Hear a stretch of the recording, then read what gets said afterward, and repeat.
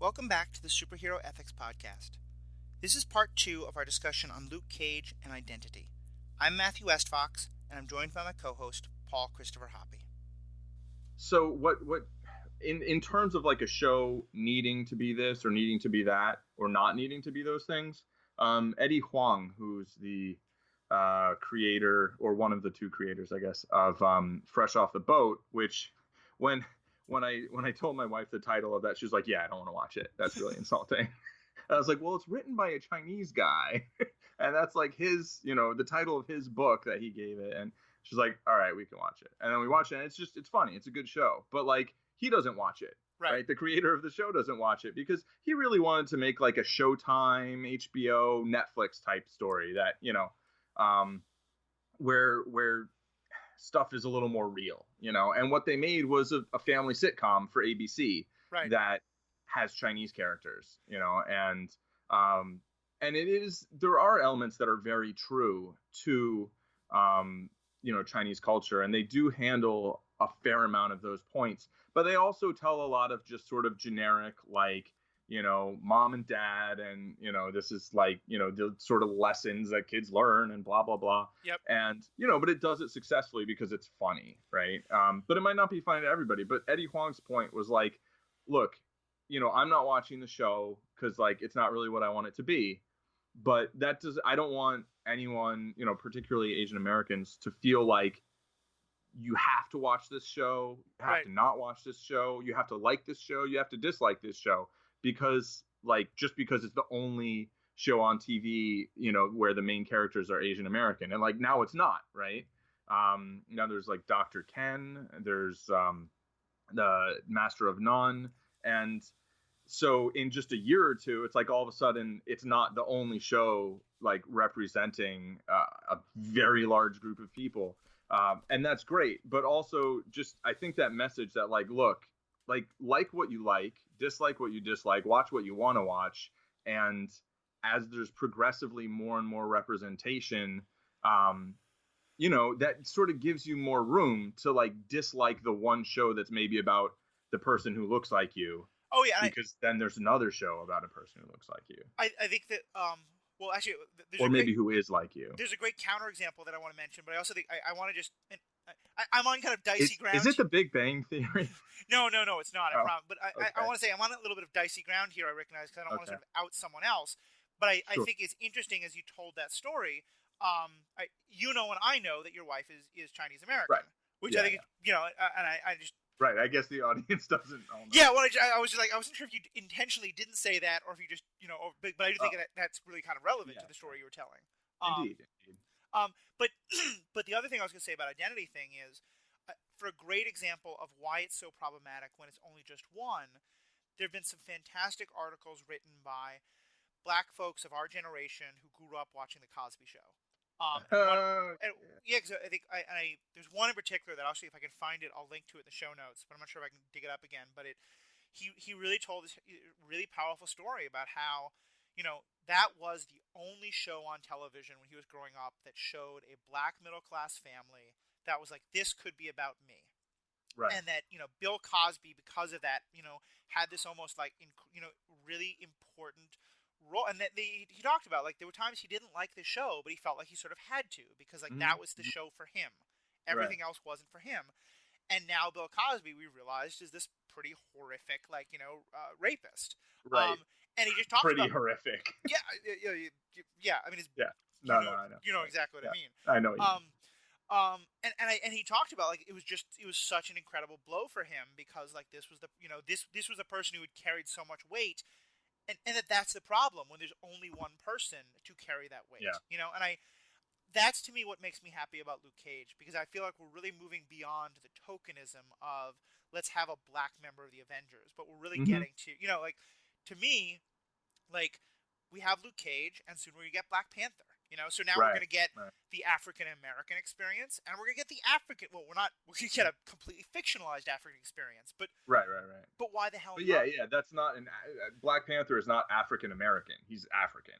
Well, and he's from a completely he's not like, no one's going to be able to say, real world African. I now know what it's like to be Senegalese, because right. But even in that is wonderful, because it's saying like, 20 years ago, you might have said, like, look, there's never anyone telling stories about Africa. We have to tell stories about real Africa, not this Right. one. And they'd be right.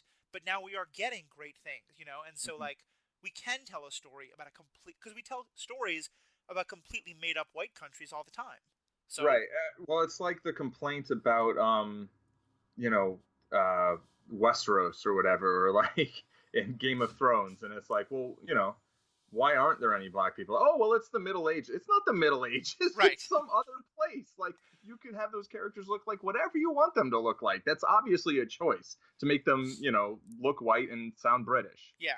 No, I remember there was a great panel I saw on Star Wars, and one person pointed out that was one of the things they loved most about the new Star Wars movie is, like, as great as the original trilogy was, it seemed to imply that you could have, like, Jawas and, like, crazy and Greedos and crazy creatures, but you couldn't have black people fly spaceships, except Right, Lando right. Calrissian. Yeah, yeah. But there's a lot more. Like, there was one Asian American woman on the panel, and she talked about, she's like, oh my god, there's a black person fighting a starfighter, there's an Asian person flying a starfighter, I never Right. thought I'd see this. Yeah. Yeah, so I love to see more of that kind of stuff. So, um Um. yeah, go ahead. I no- know we're getting close to our about 80-minute, Yeah. 90-minute limit, but what else do you want to make sure we covered? Well, there's Daredevil and Iron Fist, but maybe we can leave them for another day. With Daredevil, obviously there is the, him being blind, but that's sort of in the genre of like disability as superpower. Yeah, and I will say a bit about this. As a disabled person, like, I think there's a great thing, but I do feel like if someone were to say to me, like, oh, well, Luke Cage is the black show and Daredevil is the disabled show, I would Right. I would push back, because, yeah, I think, Yeah. like, as great, I love Daredevil, it is not a show about the disabled experience, because you're right, it's all about the, like, disability as superpower instead of disability as disability. Right. And to me, one of my favorite examples of this, not that I need more reasons to slam on the early prequels, but is Ninja Yoda. Oh, right, right. One of the reasons that I loved the original Star Wars movies is Yoda. I mean, there's so many great things about him. But I really liked the idea that he is this, like, mostly broken-bodied person. He's Hmm. old. He walks with a cane. Um, and yet he still has incredible mental power to both be incredibly wise, but also, to, like, lift Right. Lift the spaceship. lift the X-wing out of the swamp, with his mind. Even, and, like, it's this wonderful idea of, like, the power of the mind to overcome the body. Hmm. And I wasn't disabled at the time, but when I became disabled, that was something I thought about a lot. It was like, yeah, I might use a wheelchair. Yeah, I might use crutches, but, Yoda used a cane, so no big deal. Right. And then we saw Yoda throw away the cane and be this bouncing CGI. No, I mean, it's just such bad movie making. It's almost Zack Snyder-esque. Yeah. I Ta-ching! mean, Checked it uh, off. Um, but even beyond that, it's just it. Here's my identity politics. As a disabled person, it really bothered me, because I do want to see more. I don't even remember what it was called, but there was a Jessica Alba sort of superhero show in the 90s. Dark Angel. Dark Angel, yeah. Yeah. And, like, her, like, best friend and like, really, like, helper person was a person in a wheelchair. And I remember liking that, because, like, this person, in a wheelchair was able to do great things. And I know you've talked a bit about Barbara Gordon, after she becomes Yeah. disabled because of Joker, Oracle. becoming that. And I think, like, Yeah. I'd love to see stories like that. Daredevil, I think, is a great story. It's not, no blind person is gonna, like, be aware of the Daredevil show and be like, that's a character who speaks for me. Well, I'm not blind. I don't want to speak for that experience, but that's what I'd imagine. Yeah, well, I mean, it is interesting that Daredevil was actually the first show on Netflix, I believe, to have what is it, descriptive audio, Yeah, and that Be- that is awesome. because it came out and it didn't, and there were there were a lot of blind people or advocates for blind people who were like, How do so you have a you show made a show about about a us? blind, right, that we can't watch or Right. enjoy or listen to, and so they're like, you know what, you're right, we'll fix that. And obviously, I don't think I don't know, maybe there's a sort of like sort of fantasy relating, you know, Yeah, of like, that's definitely uh, possible. but yeah, I mean, I don't know. I can't speak for that. But it very clearly is not like, you know, a show about like, you know, someone who happens to be blind and then like deals with that and then does whatever else. It's like somebody who happens to be blind and then gets superpowers that make their blindness virtually irrelevant Right, because they can like smell color, you know. right. Um, Which, and again, I mean, that's. I think it would be very hard to. not sure if you can actually smell color, but anyway. It would be hard to show this in a TV show, and I don't fault them too much for not going this route. But I think they're like, you know, I I do. Part of having a disability is that I'm being, trying to be very careful not to speak as though I know what the blind experience is. But Yeah. part of having a disability means that you do see the world in different ways, and you do have different experiences. And I know I've certainly heard from many blind folk when they say that, like, that losing vision makes you more aware of other senses and gives you a different way of perceiving the world. And it's hard to show that in TV, but I think they are trying to establish that with Daredevil, that he is a Hmm. character who perceives the world differently. Yes. I think the way they've set it up as such a superpower means that it, like you said, it's basically just sight plus instead of being different. Right. Um, and But they do communicate a little bit that it is different. There are yeah, things that he doesn't quite see that, you know, sighted people see, but then there are tons of other things that he perceives that, right. you know, Well, and that other alone people don't. is, and maybe I'm even backtracking a little bit here. So much of the disability rights movement is about the idea of like the term differently abled makes me roll my eyes a little bit Hmm. just because Yeah. but I really understand the point of it is saying like what we need to get away from is assuming that like the traditional understood idea of a healthy body is the default and anything different from it is broken. That it can Right. actually be like a difference, because in the same way that saying like white is the default and everything else is different is really problematic, then Yeah. okay, like some people have eyes that work in this way, some people have eyes that work in a different way or that don't work in that way, getting away from the idea of one is the default and one is broken. Right. Um, and I'll also just again throw a huge shout out. Like I don't even know if it was intentional because of this conversation, but it just made me so happy to see the actor who played Butchie, that blind actor, Oh, in this show. yeah, Because me it was too. just like, my wire heart just was happy for it, but also it was like, Mhm. given the Netflix stuff, like having a blind actor, because I think this is another part of the whole identity question is like, what do you cast an actor of that identity to play that role? Right. Um, And if they're gonna be Daredevil and doing backflips and these things, like maybe not. right. I mean, I think it would be really difficult to do that, but like, there've been conversations about like, casting a cisgendered actor to play a transgendered character. Sure. That Yeah. becomes really problematic, or like, casting a character who isn't necessarily of one, like when Hmm. this is going way back, but like casting a white actor to play Gandhi, and just Right. making Right. him look that's really problematic. Yeah. Um, And I'll say that I think all of those things are things that if we had like thousands of Indian characters or we had, you know, tons of transgender characters all over and we had a lot of transgender actors playing cisgendered characters, honestly, I don't think that would be very problematic. The way that now I'm gonna just like hug the third rail. Like I don't think blackface should be problematic in a perfect world. mhm, Like I think actors should be able to dress up or have CGI or whatever to look like whatever. But the problem is twofold. One, obviously, um, there is a history of just horribly, horribly racist usages of, you know, said blackface and brownface and yellowface and all these things. And then two, there's also, um, you know, historically been a uh, paucity of roles for people of color. And so if you then just give all those roles to white actors and you also give all the white actor roles to white actors, like right. you end up with, you know, a problem.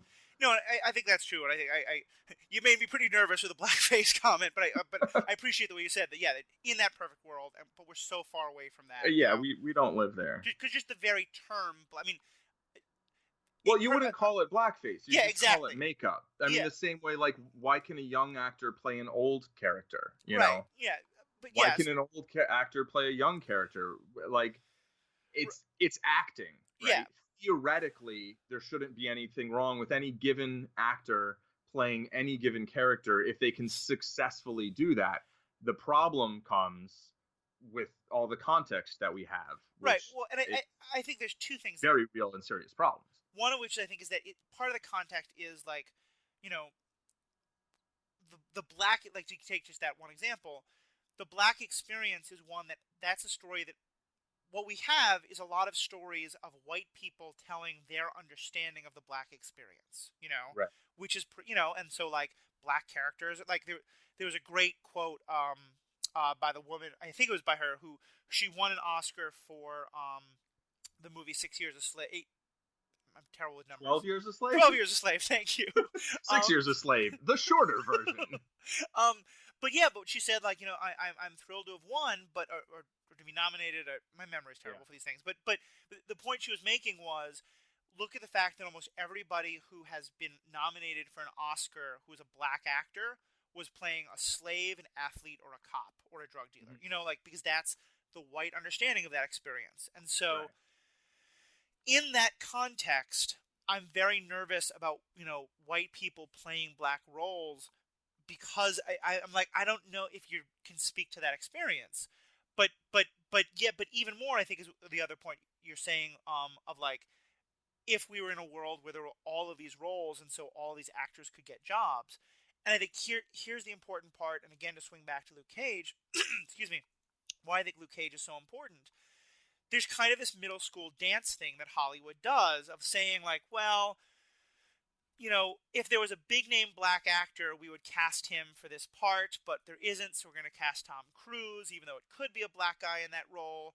But it's a chicken and the egg thing, because you never create the roles for black people to be in, and so the black people are never big enough, unless they're Will Smith, to be in the white roles, and then because you have Denzel Washington. Yeah, I mean, he's at that point too. There's like two, If you're going older, Morgan Freeman, although he's was Wesley Snipes, but it's. It's a chicken and the egg thing, and Hollywood is able to sort of be like, well, it's not our fault. And again, it's what it makes me, I've spent a lot of time watching Supergirl, even though I really don't like the show. Yeah. Not even just its politics. I just think it's terrible writing. It's not very good. But I want it to succeed, because I'm so sad that Agent Carter didn't, and I want it to succeed. In the same way, I want Luke Cage to succeed, and I'm every minute we're on this podcast, I'm like, damn it, I could be watching more Luke Cage. But I don't think it's gonna have a problem. But I really hope it succeeds, because it has so many great parts in it. And circling back to earlier, I was praising the fact that like it has some great actors from The Wire, and I think that's fantastic. But that's also because The Wire is one of the only shows that had a lot of black actors showing a lot of different parts of the black experience. Right. It's true. And so maybe, like, not coincidental that it has a lot of the actors in the show are ones I've seen before. And that's both great, but it's also because there's just not that many chances for them to get roles, So, like, and I think Black Panther is going to be the same. There's going to be, I think it's an almost entirely people of color cast. And plenty of Wire alum, I'm sure. Yeah, probably. So, yeah. So I need to pause. Okay. All right. So what was the last thing you said? I don't even remember. Why that I think Luke Cage is so important, because of this idea. It's creating more black roles, and it's creating more, chance for more black actors to shine. And I think hopefully it's, we talk about the Bechdel test and how important that is, which is the idea that, like, you look at a movie, like, just the simple idea of, like, is it a movie in which two women who both have their characters have names, and they have a conversation that isn't about a man. And it sounds so ridiculous until you realize how many movies don't pass that test. Yeah. And people have talked about having similar tests about, in terms of people of color. And like Pacific Rim was a great example, because it was so good about that. And this, I think, it's not about white people, and it's about black people, like, not doing things about white people, And I love that, and I think that's a good thing. And whatever else we can say about identity politics, to me, this is identity politics at its best. especially because, to kind of circle back to the conversation we're having a long time ago, I can imagine a situation where I'm talking to someone, a white guy at a comic book store or whatever, a Magic the Gathering event that I go to, and he's been kind of turned off by Black Lives Matter. He's saying something about that, and I can say to him, "Well, wait, but you love Luke Cage, right?" Nick Cage, God damn it. He'll say, "Yeah, like, I love Luke Cage," and I can start talking to him about Luke Cage, and that can build a connection for him that might help him to better understand where the Black Lives Matter movement is coming from. Right. I don't think that's the point of the show, and it doesn't have to be, but I think it could be one hell of a good side effect. Yeah, and so I guess I would say that's where I think, representation and diverse representation within TV or anything is very beneficial. Right. And so, all right, let's talk about Iron Fist, and then we're probably going to chop this episode into halves. or we'll just make it 1 2-hour episode, because people love hearing us talk, I'm sure. Yeah, well, because there's one more thing after Iron Fist that I'd like to mention, and Iron Fist is going to be a kind of like a little bit of a backwards thing, but also okay. So when they cast Iron Fist, and it was like, I think you sent me a message of like they cast Iron Fist and it's like a blonde white guy, and I was like, good, right. Which was my response, because that's the character in the comics, that's the character in all the adaptations I've seen. And I think it's always fine to have a character be who that character was, in terms of whatever they look like or whatever. That's not to say that I think it's bad to like take Deadshot, Floyd Lawton, and have Will Smith play him. Right. That's not that I think it's bad to have, another Ghost Rider who's, I think, Robbie Reyes, right? Instead of Johnny Blaze, and they exist in the same universe. And I mean, DC's done they've taken a ton of characters who were previously white and they've made them black. Marvel's done it like once or twice, I think. Right. I mean, they did it with Nick Fury.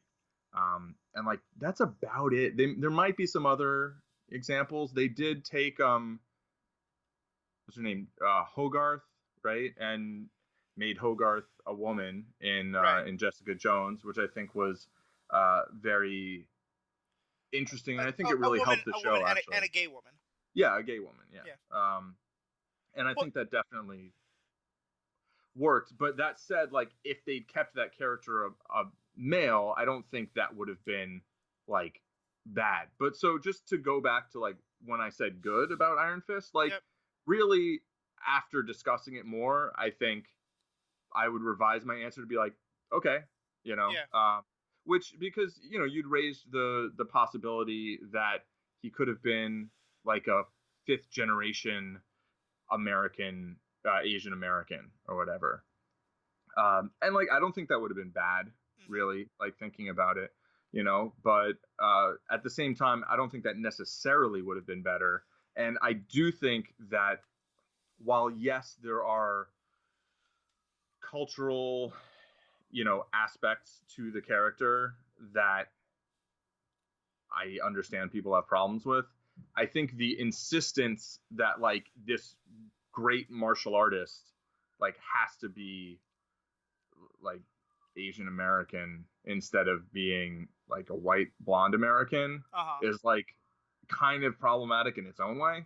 Well, so let me talk a bit about that, and I'm going to talk a bit about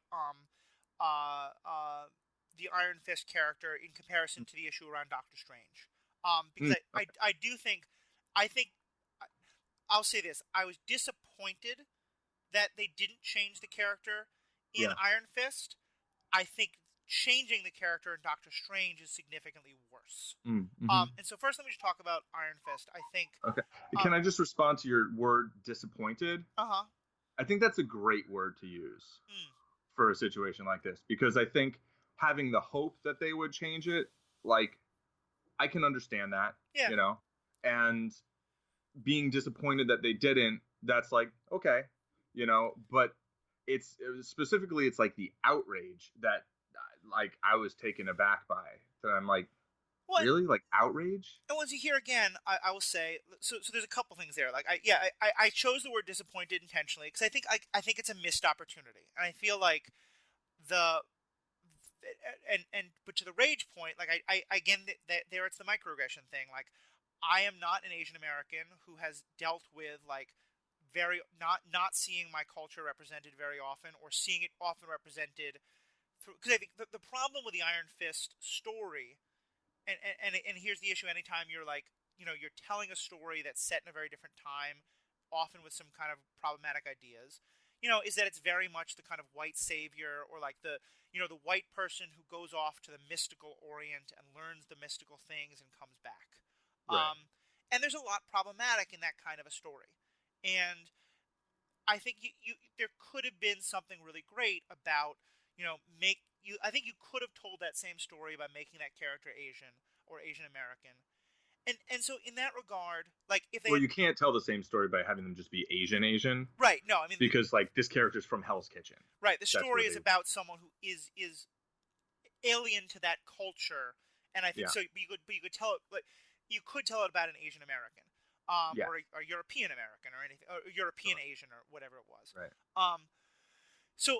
there's an element to which like if they had made if Deadshot had been played by Tom Cruise instead of Will Smith, I wouldn't have been disappointed. Well, I mean, I think Will Smith's a better actor than Tom Cruise, Yeah. but Yeah. I wouldn't have been disappointed in a why couldn't they have made Deadshot black? Because like there's Right, nothing right. about like No. more black characters is good, but there's nothing about the Deadshot character that is specifically like it really shouldn't be a white guy. Right. The Iron Fist character, there is an element of like I think it would be better for it not to be a white guy. They didn't make that choice. I'm disappointed. For me personally, it doesn't raise to the level of outrage.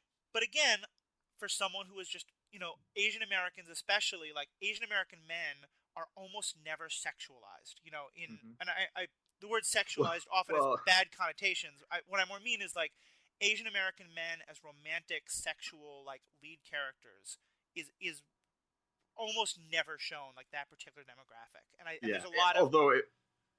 Go ahead. there's a lot of like reasons why that is and a lot of reasons why it's problematic. So like again against that kind of a backdrop, I don't have the outrage, but I can understand where the outrage is coming from, and I can't really be mad about it.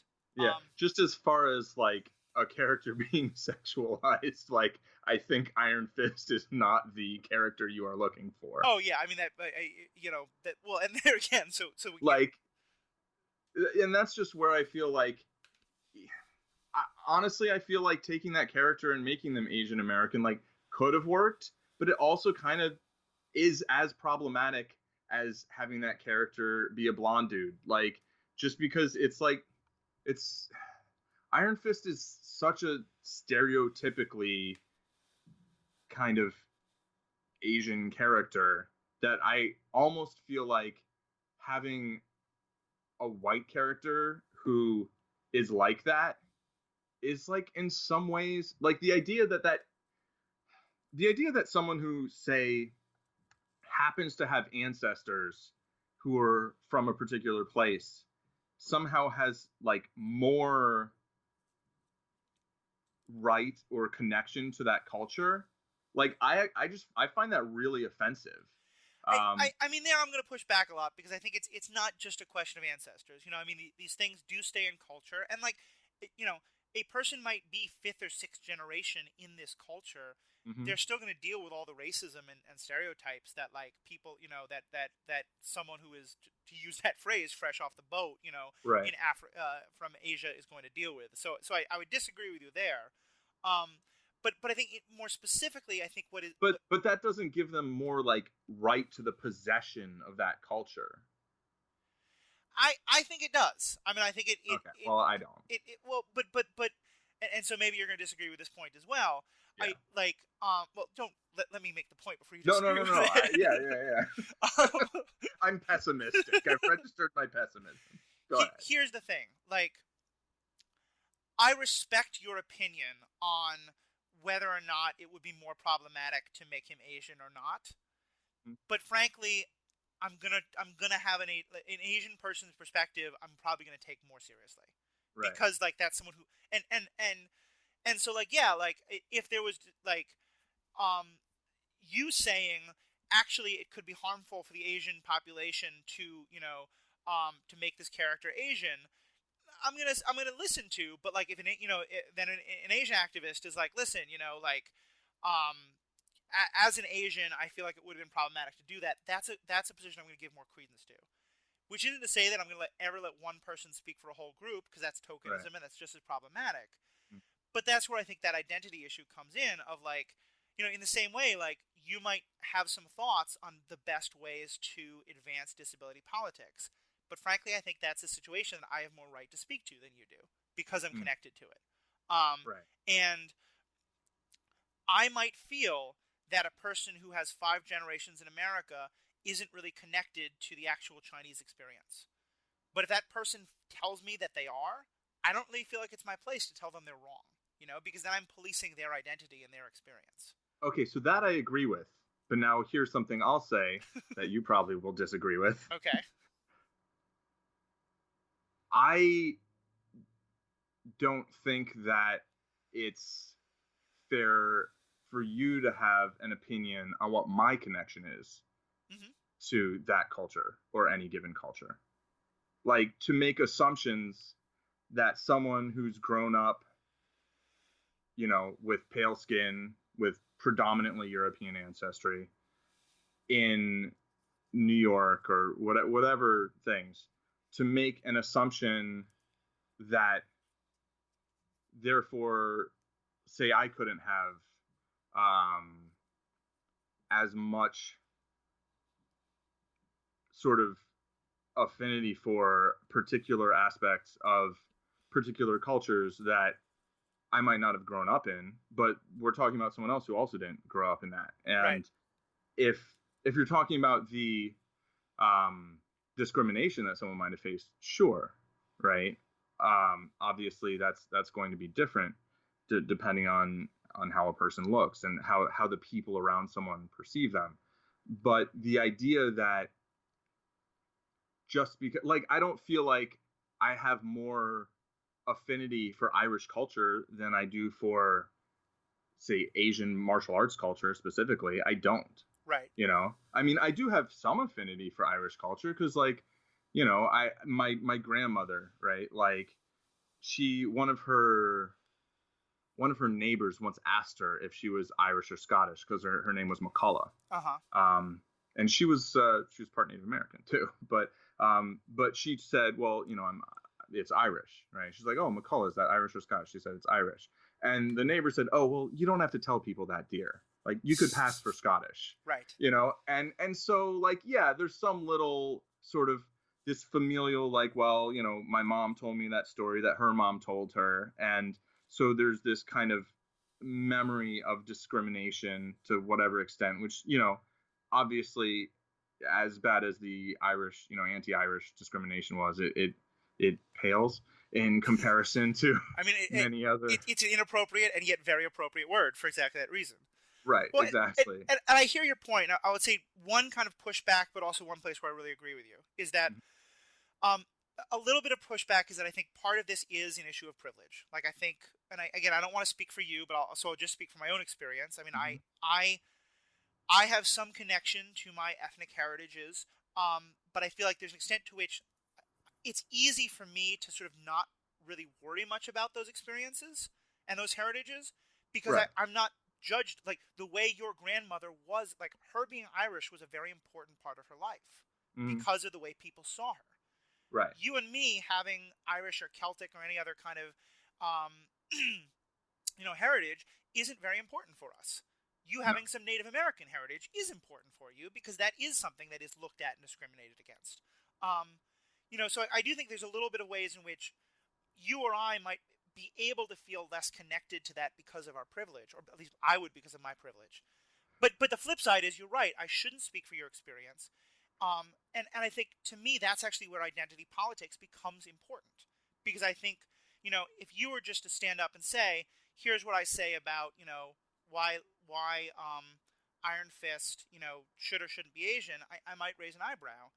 For you to name your own experience and say, here's why I'm coming at this experience, you are a martial artist. You've done Taekwondo for so many years. You know, you have that experience. You're married to a Chinese woman or Chinese American woman. Like, I'm not stating what you would state for your identity, but just like I can understand. Right. These are facts. These are things. Right. I went to a high school that was 51% Asian. Like when I work with somewhere. I mean, and again, those kind of like there's a danger in the like, well, I've been experienced to it through someone else's experience, but I think like for me, I've talked a lot in this podcast just today about my experience as a disabled person, but I have a disability that's often hidden, and so if I'm wearing my prosthetic leg and I'm wearing long pants and you can't tell, and that particular day I'm walking okay, so I'm not using a cane or have a limp, I might stand in front of a room and say, let me tell you what disabled people should think.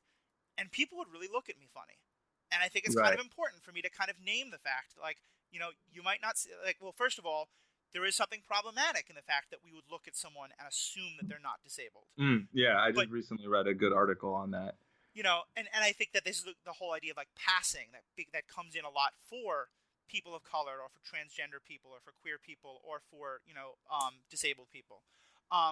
So to me, like, I hear where you're coming from, and I think you're right, and I think I should have been a little more careful about not assuming your own experience with those things. But I think that's, again, where identity politics to me becomes important, because it's that idea of all of us claiming the idea that we should identify ourselves because none of us are the default, you know? Mm-hmm. It's like that idea of, like, because of transgender awareness, more and more people are, like, you know, saying in public gatherings and stuff, like, giving people a chance to identify themselves and include the pronouns that they would like to have used for them. Right. And it's really problematic to just have, like, the obviously transgender people be asked to do that. You know, that everyone should do that. Because to get away from the idea that, like, thinking, oh, we can just assume this person uses these kind of pronouns because of the way they're presenting. You know, and to get away from any idea of the default. Yeah.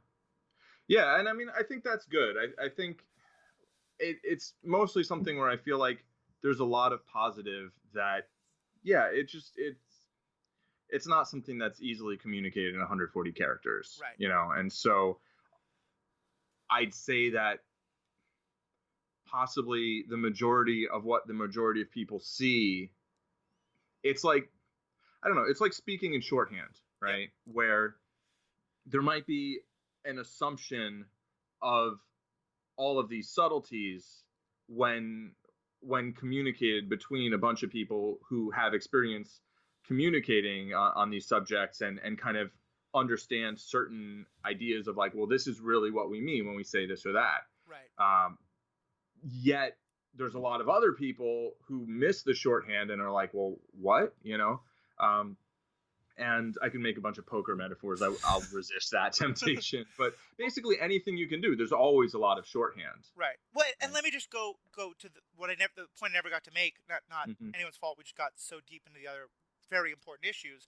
So all that's about why Iron Fist. Like I said, I'm disappointed. It's an opportunity missed. And I'm going to kind of be watching the show with a little bit of a kind of like lens of suspicion. That I want to see, do they address that issue in other ways? And hopefully they don't sort of play into that kind of racist cliche of like the white guy who learns about the exotified foreign culture. But here's the reason why Doctor Strange bothers me a lot more. Because like you said, there was an issue where they could have taken a positive action and they didn't. Yes. Here, they specifically took a negative action. You know, right. It's not just that like, They took an Asian character and made them and they made them a woman, and that's an awesome thing. But it's like specifically what we're talking about for people who don't know this controversy, and it's been very well documented, is that in the original story of Doctor Strange, the character of the Ancient One is Tibetan, and one of the biggest audiences for these movies is in China, and right now the Chinese government is occupying the nation of Tibet. We get very deep into the politics there, but the Chinese government does not want people doing things to remind the world that Tibet is a country with its own culture and with its own, you know, and that for a lot of people in Tibet, they would like to not be a part of China and would like to be their own independent country. Right. And China has made it very clear that things that like strongly feature Tibetan characters won't be shown to the Chinese audience, which is a huge part of the money-making audience. And the people making Doctor Strange were pretty clear that was at least a part of why they changed that character. And so to me, that's a lot more problematic, because now not Yeah. only are we erasing an Asian character and replacing it with a white one, we are replacing, like I don't want to get into issues of like, woman, advancing women and but degrading people of color. Like that's a very old trick that oppressors can use to kind of pit those groups against each other. But it being done in such a specific way, to like it's not even about racism as much as it's about dealing with this political issue that I think is really problematic. And so to me, it's that kind of thing of like, am I really bothered by it? Yes. What am I going to do about it? Well, I'm going to see what happens. Like, if I'm the only person who cares about it by the time, I'll go see the movie. If there's a call by people who care about this issue to boycott the movie, I may well join in. I want to see how that plays out. But that's why to me, but even if you put aside the China factor, still the taking away of a character who was Asian and making them a white person, that to me is going to be pretty problematic. Yeah, and different and worse than taking a character who maybe you could have proactively made Asian American. Exactly. And not doing that. Exactly. So here's a question: what would have been worse? Or so they took. This sounds like a very bad idea. But go ahead. No, it's they took a character who was a Tibetan man and made him a white woman, right? Yep. Would it have been worse to make that character a Chinese man, or would it have been fine to make that character just kind of generically Asian and not actually mention, nationality at all? I mean, I feel like that would have been, like I said, I feel like there's two reasons why I object to what happened. Mm-hmm. One is the whitewashing of the nation of Tibet, and the other is the whitewashing of an Asian character. Right. And so in what you're talking about, you've removed one of those problems, but you still have the other. So yeah. And I kind of think you've made the other worse. Yeah. If you've made them explicitly Chinese. Oh yeah, absolutely. To kowtow to the Chinese government. Yeah, I mean, because that's exactly what China wants, is the sort of saying no, there is no Tibet, they're all just Chinese. Right. Yeah, and so it's kind of like I said of the is the badness of whitewashing an Asian character made up for by the idea of making the character a woman? I think that whole line of thinking is really problematic, because it gets into this idea of pitting different oppressions against each other. Mm-hmm. So I think actually the point you're making is a really important one of making it generic. The character being Tibetan is so central, and the idea that the Tibetan identity is quite literally one that is under attack. Yeah. Anything that's not that is problematic, to be sure. Okay, well, to wrap things up, I thought we'd talk about that Facebook meme. Which one? There's the thing where there's only one. There's one Facebook meme. Are we They're all the same. The meme is a picture with Pepe the Frog? We are not going to talk about Pepe Le Pew. I guess Pepe's a really Pepe Le Pew. I know the frog. Yeah, I know. I've seen people posting these really anti-white supremacist memes with Pepe the Frog, and then people but that has Pepe the Frog on it. It's so dumb. Anyway, so what's your meme you want to talk about? So no, the one with where people take three fictional characters that they think describe themselves. Yeah. Oh yeah. So there's a great identity point. I was thinking about this for a while, but go ahead. Yeah, and I have a friend who made the point recently about if you had to only choose people of color, for white people or whatever, and right. And I guess anyway, I found it interesting to see what percentage of my friends kind of chose characters who looked like them and kind of who didn't, and I wasn't too surprised that some people didn't and that certain people didn't and certain people did. But why don't you give us the three characters that you chose? Because I mean, there's a lot of really great fictional characters. Oh, you're putting me on the spot because I still haven't really narrowed it down to my three yet. All right. Well, I say so. So probably Watson. Okay, yeah. and you being Sherlock is not coincidental in that. Yeah. That's definitely one. Hank Moody from Californication is probably going to be a second one. Mhm. Just because a lot of my own sort of stuff that I've been dealing with in terms of like my own, I've gone on a long journey with depression and dealing with a lot of stuff that Hank Mooney's character really speaks to me about. Um, and yeah, I don't have a third yet. And Okay. I'm thinking about it. And so what I will say though in relation to it is what I have noticed is, and I wonder if this is partially true for myself. I have seen a lot of people. I'll just say Foggy Nelson for a third because Right. that Right. one Right. does perfectly fit me. Yeah. Though he does overlap a little with Watson in a way that I could see where you Yeah, might want to try and find a third character that kind of rounded out other aspects of your personality. But obviously, I think I think Foggy fits great. yeah. Well, and here's the thing: a lot of the third ones would probably be female ones because a Hmm. lot of like a big part of my identity is of like I cook meals for people and hospitality is a huge thing in my Right. life. And I host, and so actually like the I can't remember her So name, but I think it's Mrs. Flanagan, like the housekeeper from Facts of Life was one that I mhm. was actually very seriously Right. considering. Um, Cool. what I noticed, and I think I'm probably even seeing it myself, I've seen a lot of people cross racial lines in who they Yeah. pick. I've Hmm. seen very, very few people cross gender lines. Yeah. And I think that's interesting. And I think that there's something interesting there about like who are the people we can let ourselves I can identify quite a lot with Han Solo, even though I don't fly a starship. Right. Um, Right. you know, but it's weird. But then I would say like, but it's weird for me to think about identifying with a woman, even though like, yeah, that person I don't share one major life experience. That's a huge identity thing. But we might share other things, and like, Right. I think this whole question of like who do you identify with, it raises some really interesting questions, but it also I think it does really hit this question of privilege again. In that, um, part of that is that I have the privilege of like I've always felt default, like Mm. I can identify with a person of a different race or a different gender because I have not been told all my life that my race and my gender are essential to my personality. Right. Um, so yeah, so that's where I would come with. But what about you? Who are your three, and what's your point with this? Okay, so first I'll respond to the last thing you said, which is I think I've only noticed about four of my friends crossing gender lines, but only sort of crossing gender lines. I mean I have one friend who picked two animals Uh huh. and then a woman in a fur coat, which I thought was interesting. Okay. But then I have one gay male friend who chose three women, Interesting. uh, and then maybe two other friends who chose two women who chose either all men or one male character, or whatever.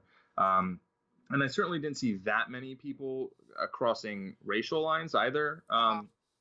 But I mean, I'll say like some of the characters that came to mind first were like white dudes, Yep. like I could have picked three Matt Damon characters, Mike McD, Mark Watney, and Jason Bourne, Yep. like I could have just done that. I also could have picked three Golden Girls, like Rose, not Blanche, Sophia, and Dorothy. And I thought about doing that as a joke. And, I had three villains. I was like, well, Dexter would look cool. Yep. But then when I really thought about it, I was like, what do I want to actually, like, go for as far as, like, what I think really represents me Right. in terms of, like, really, like, at the core, right? And so the first one was Drista Erden, who's a dark elf Uh huh. from the Forgotten Realms, who grew up in a world where nothing like society didn't make any sense to him. He's a very empathic character who was just like, this is not the way I want to live. So he left, and he's a ranger, so he's into like the wilderness and stuff. He's also a total badass, and I mean he's an elf, and whenever I was interacting with the D&D world in basically any capacity, the elves were always the ones I could relate to. Like I was like, why would I want to be a human if I could be an elf? Whereas I'm all like Gimli is definitely one of the ones I might identify Right. with because I'm such a dwarf. But go Right, on. for sure. But so that's sort of where the like, like I mean, he's like blacker than black humans, right? Right. I mean, like drow elves it's this fantasy fictional race, and there's some horribly racist things about the within fantasy fiction that like all the dark elves are supposed to be evil. It's like, wait, Right. what?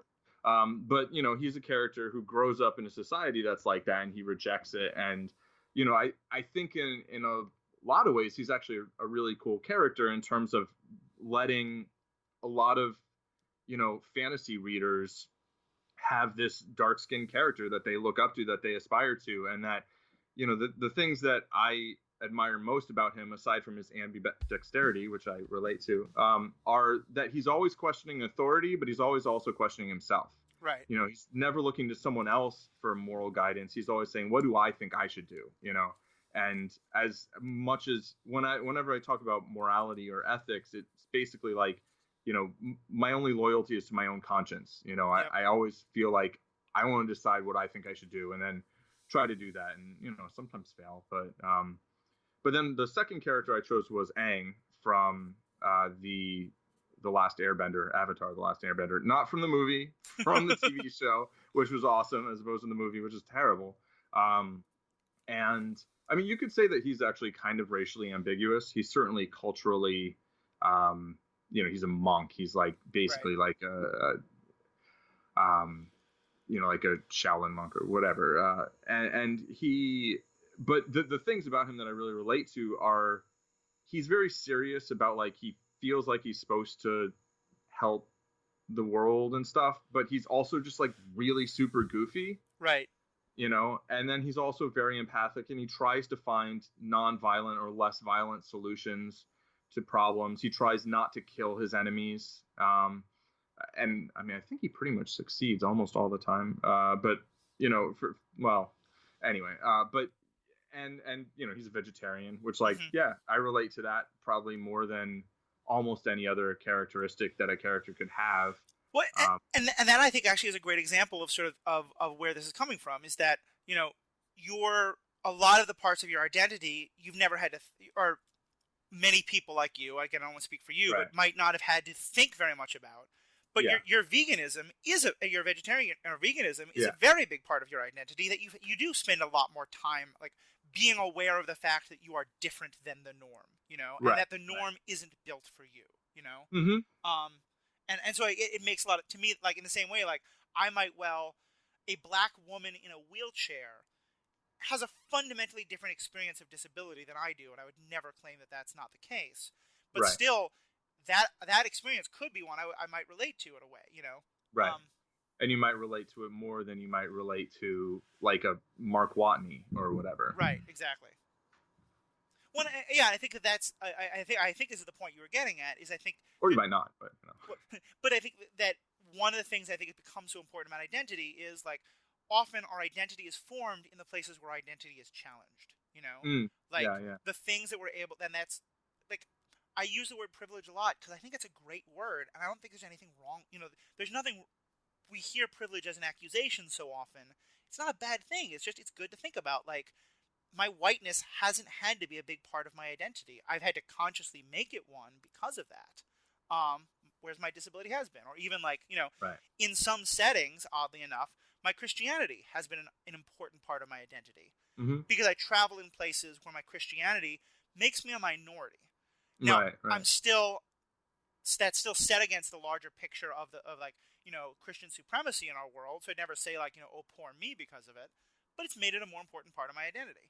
And I mean, if you hang out largely with, liberal, science-y, East Coast, whatever sorts, like, I generally operate under the assumption that everyone's atheist. Yeah. Until proven otherwise, even though, like, that's a distinct minority in most of the world, certainly the U.S. I mean, again, just going back to the show we're ostensibly talking about today, Luke Cage. That's I probably, living in the mostly geeky, very, like, educated, very liberal worlds that I travel in, the two parts of my identity that are most often questioned are my Christianity and my fanatical sports fandom.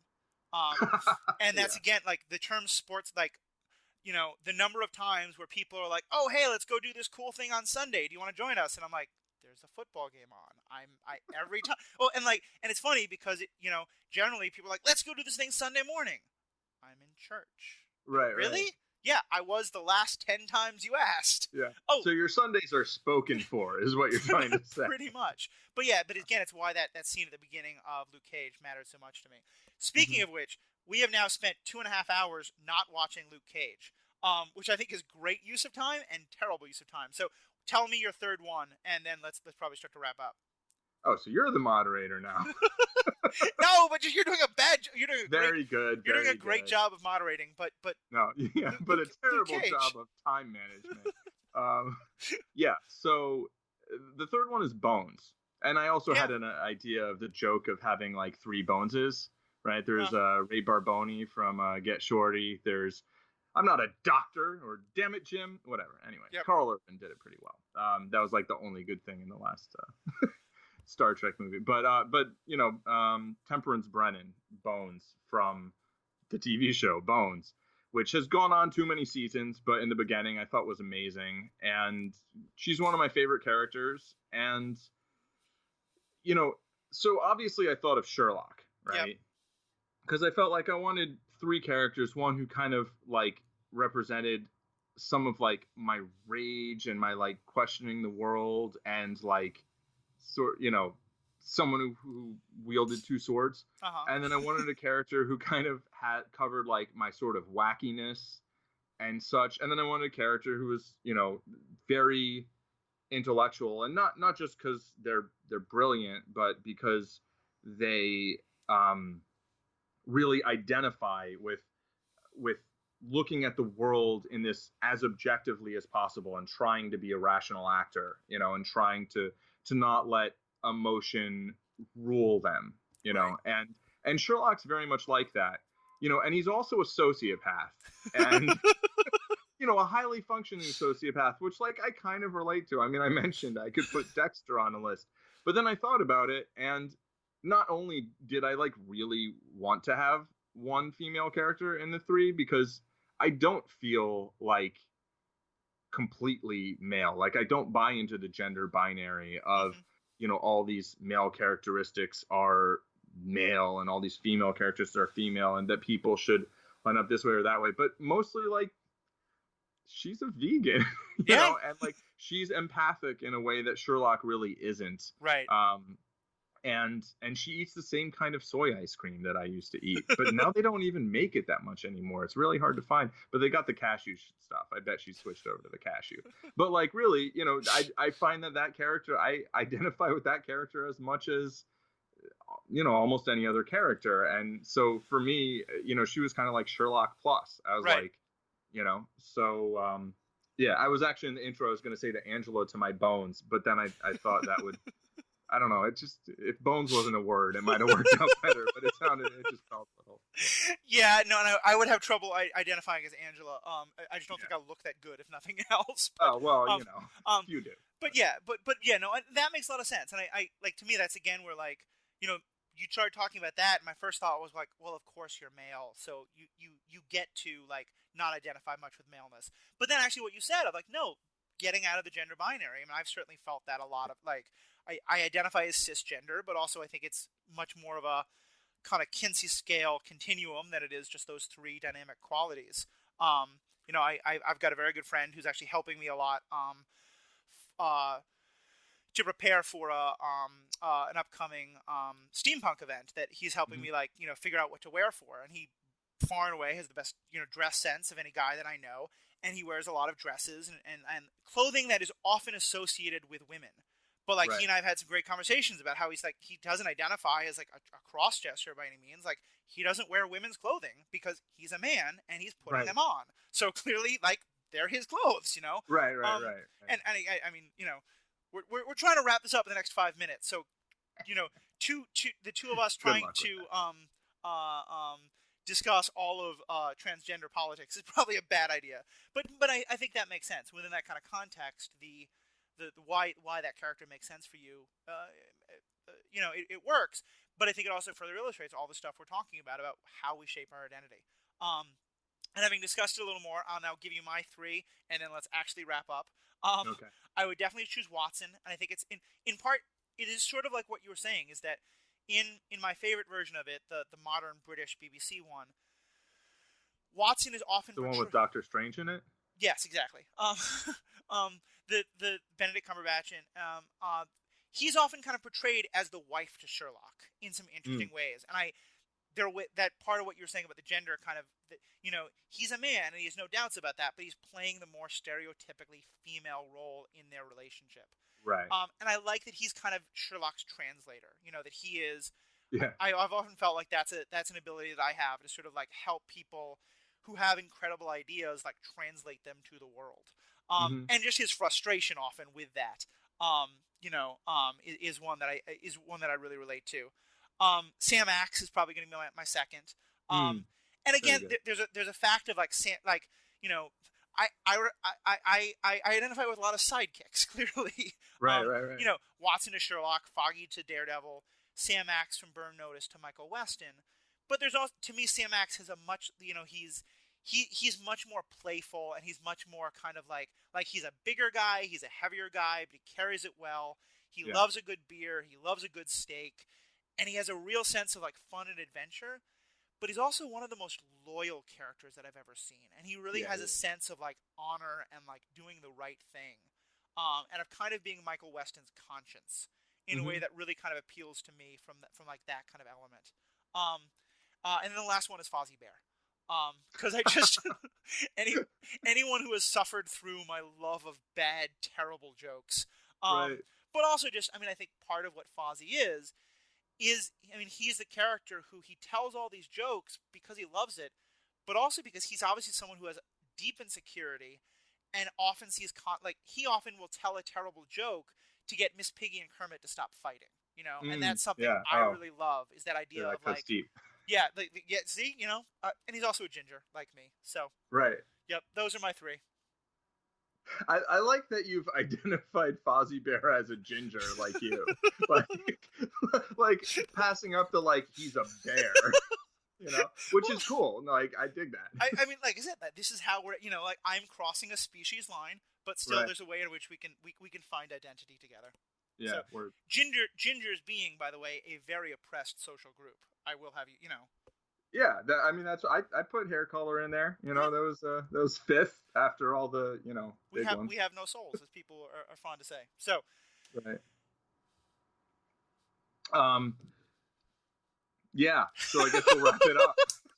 I always feel like closing these is the hardest thing, and I was about to do it. I was like, no, he's the moderator. I'm going to let him do it. Yeah. Okay. Go ahead, Sherlock. Post the blog post.